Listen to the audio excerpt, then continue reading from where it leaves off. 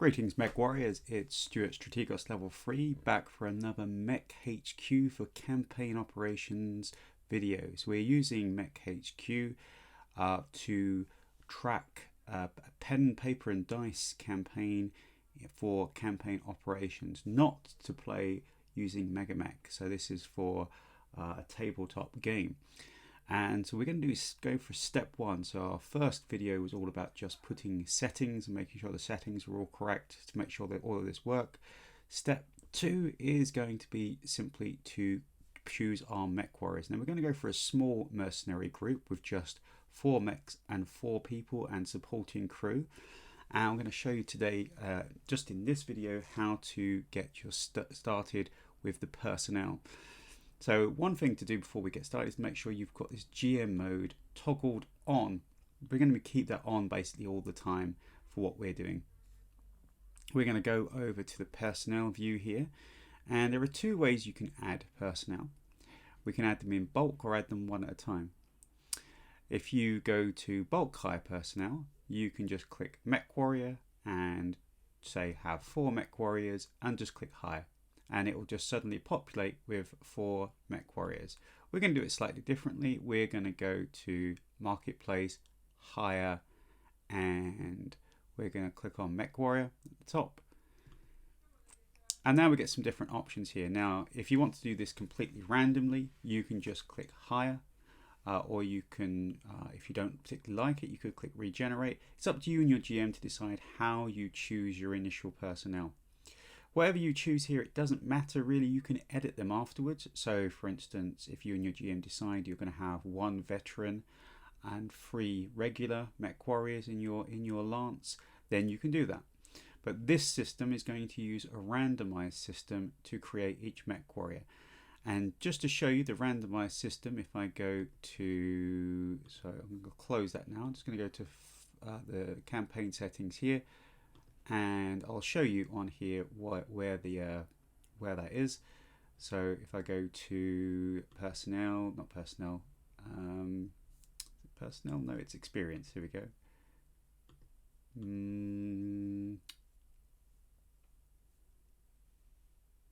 Skill randomization, that's it.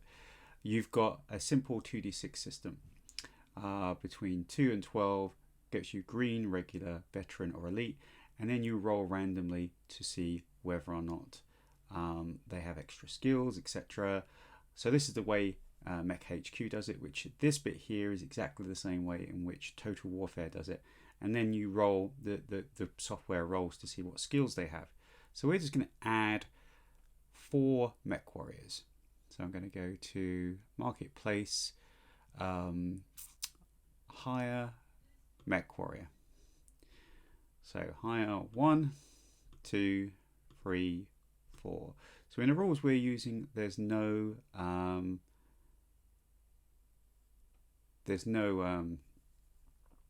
hiring fee because we've turned that off. But if you were doing the field manual mercenaries rule, it would cost you twice the amount of the salary to hire them.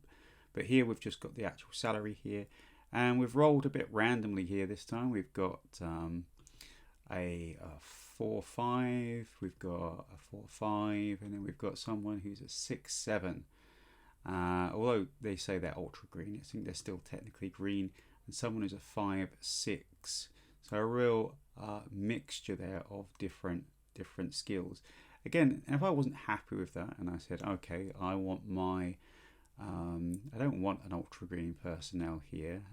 I want this person to be of a regular skill level, I can go in and I can go to edit, so GM mode, and you've got to have the GM mode turned on for this, and you go to edit, and you can say, right, I really just want all of these people to be 4-5s, so I'm going to increase the skill to level 3. These skill levels, by the way, are based on the A Time of War system, and then they generate the actual role that you need. And I could go to this guy's green and say, no, I don't really want to have green pilots. I only want to have regulars. So I'm going to increase that by 1. And I want a veteran to be my commander. So I'm going to go to here and I'm going to go and edit this. And I'm going to make her a veteran. So I'm going to increase the skill to 4 and gunnery to 4 as well. So they're 3 plus 4 plus. So that's very easy to do.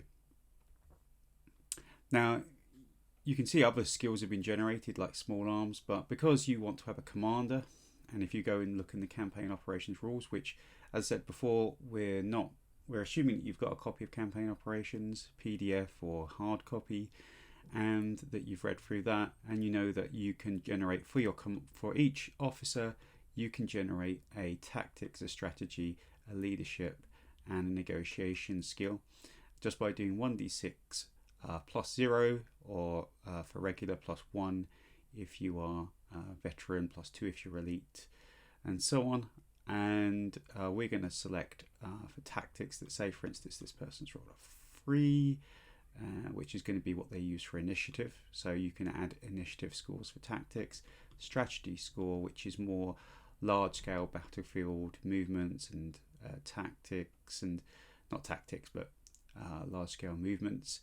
And then negotiation is all about the contracts and other things. So we're going to give her a 3, and leadership, which a lot of it's about preventing people from rebelling and keeping morale and stopping desertions if things go wrong. So we're going to put those key skills there. And I usually only do that for your officers. And so we're going to set this person is going to be our officer, our commander. A couple of other fun things we can do here. We can put a random call sign in. We can edit the name if we want to. We don't have to keep the name. If we don't like the name, we can randomize the name again. And we can also change any of the stats, where they came from. Again, this is all fluff, and their birth date, etc. And we're going to click OK there. We're also going to assign this person as an officer. I'm going to set them using this officer gets a scale system as being a captain, which is the kind of typical person who's the head of a company, but this is just a lance, but we're going to set it as a captain. Normally it could be a lieutenant and be head of a company. And the other 3 are not officers, so we're just going to keep them there. Now, being an officer, that increases the salary slightly. And the salary here you can see is actually based on their level of experience. Now, if we want to customize this even further, we could decide that we want to change the picture, and we can go to, if I can find it, change portrait, and we can pick a different portrait there if we want from all of the different portraits that are listed. So let's pick this one. So now we've got our 4 MechWarriors. We've changed them the way we want. Again, it's up to you and your GM to choose how they're organized.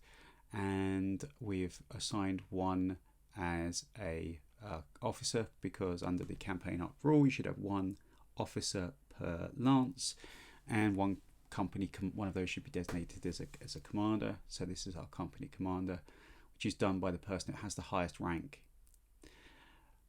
So next time we're going to have a look at how we add the mechs. So we're going to basically choose how to add mechs to the MechWarriors and how we select those.